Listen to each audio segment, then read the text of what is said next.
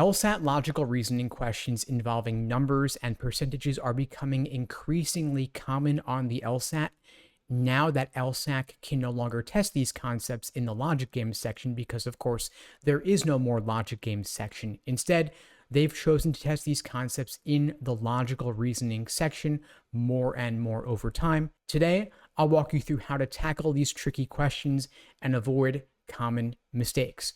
Why are these questions so tricky? Because they exploit how we naturally misinterpret numerical data. The test makers use our implicit assumptions against us, but the good news is that these questions are not about math, they're about logic. And once you understand the patterns, you can even predict the correct answer. Today, I'll walk you through it step by step. Before I do, for those who don't know me, my name is Steve Schwartz. I've been teaching the LSAT since 2005, and I personally increased my own LSAT score from a 152 to a 175. Now, when you see a question in logical reasoning involving numbers and percentages, your first step should be to ask, are these numbers and percentages central to the argument, or are they meant to be a distraction? You want to know what is the focus of the argument. So, for example, if we had a stimulus saying something like, a city's online grocery sales increased by 200% this year, so online shopping is now the dominant way people buy groceries. Is this about total sales or is it about percentages? Without knowing how much of the market online sales represented last year or the total size of the grocery market, the conclusion here falls apart. So you always want to ask yourself whether the numbers and percentages are central or they're just thrown in to mislead you. Your second step should be to identify the key elements in the question. Every number and percentage question is going to involve the total size that we're dealing with, a specific number within that total, and the percentage that number represents. For example, if we had a question involving a local bookstore that sold 300 more books this year than last year, but its market share decreased, for example, let's suppose we had a logical reasoning stimulus saying something like the following. A local bookstore sold 300 more books this year than last year, but its market share decreased. That would be a paradox, for example. How is it possible? Perhaps the total number of books sold in the city increased by an even greater amount. If you know two out of those three elements, you'll be able to infer the third. Again, the three elements being the total, a specific number within that total, and the percentage that number represents. If you're missing one, it's possible that the argument might be flawed or incomplete, and that is why we have this seeming paradox. Now, you want to look for the missing piece, of course. These questions thrive on ambiguity. LSAC loves to exploit the ambiguity in this situation, and that's why the stimulus is only going to give you part of the picture. So let's say a restaurant served 1,000 more meals this year than last year, and they conclude from this that its popularity must have increased. What's missing here, of course, is the total number of meals served in that area. If other restaurants in the area experienced even larger growth, it is actually possible that this restaurant's relative popularity may have decreased. So you always want to ask yourself, what key information is missing?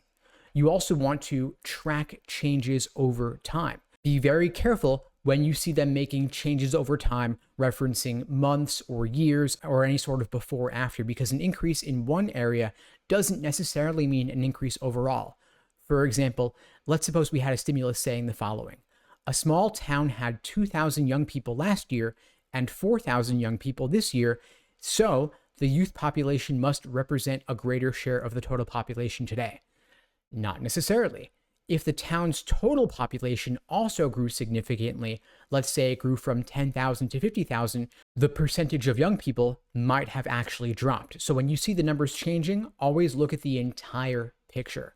Of course, LSAC loves to test flawed reasoning in arguments involving numbers and percentages. You might see flaws assuming that a bigger number necessarily means a bigger percentage, when of course it doesn't necessarily mean that. On the flip side, they love to assume that a smaller percentage means a smaller number. Again, not necessarily the case, or they may ignore the impact of the total size. So, for example, let's suppose we had an argument saying a new brand sold 10,000 units this year, more than any other brand, so it must have the largest market share. Why is this flawed? If we don't know the total number of units sold across all brands, we can't conclude anything about market share. Maybe the market is 500,000 units, in which case 10,000 units would be, of course, a very small percentage. And of course, you want to evaluate the conclusion. First thing is check whether the stimulus contains a conclusion. If not, of course, it's a fact set, in which case you're probably dealing with a paradox question or maybe an inference question. If there is a conclusion, it's typically going to be flawed by confusing numerical relationships, again, absolute numbers versus percentages. If there is no conclusion at all there, you want to look for the missing information that you would need in order to make an inference. For example, if we have an argument saying an online retailer's sales volume doubled this year, so therefore its revenue must have doubled, this is assuming the price of the items sold didn't change. The volume of items sold doesn't tell us about anything about the revenue necessarily because we don't know the price. If the prices were slashed in half, the increase in sales wouldn't necessarily lead to higher revenue. The good news here, of course, is that the LSAT is not actually asking you to do math. You don't need a calculator. Your goal here is to simply understand how numbers and percentages relate to each other and whether the argument holds up given any potential ambiguity. If you focus on the relationships, not doing math equations or formulas, you'll be able to avoid the traps and choose the right answer. Now, I'm going to give you one more example, but before I do, I wanted to let you know that this is a topic that we cover at LSAT Unplugged in our one-on-one coaching programs and in our small group coaching programs as well. We'll also create for you a personalized day-by-day study plan to help you focus on mastering numbers and percentages in LSAT logical reasoning. If this is an area that you're still struggling with, or of course anything else that you need on your journey to scoring a 170 plus on the LSAT whenever you're taking it, if you're interested in finding out more, you can check out the links below to book a call with me and my team. We'd be glad to help you out. Now, before I go, I am going to share with you one more example here testing these concepts. If we had an argument saying a university doubled its number of graduate applications this year, so the percentage of graduate students in the student body must have increased. What's missing from this argument? The total size of the student population. If undergraduate enrollment tripled, the percentage of graduate students might have actually decreased. Additionally, just because they got more graduate applications doesn't necessarily mean they admitted more graduate level students. They might have just increased their selectivity and maintained the same number of graduate students admitted to the program. So you always want to question the relationship between numbers and totals before you jump to conclusions. Anyway, folks, that's all for now. I hope you found the video helpful. If you did, please feel free to reach out. My team and I would be glad to support you on your journey to mastering the LSAT and achieving a top score. In the meantime, I wish you all the best and take care.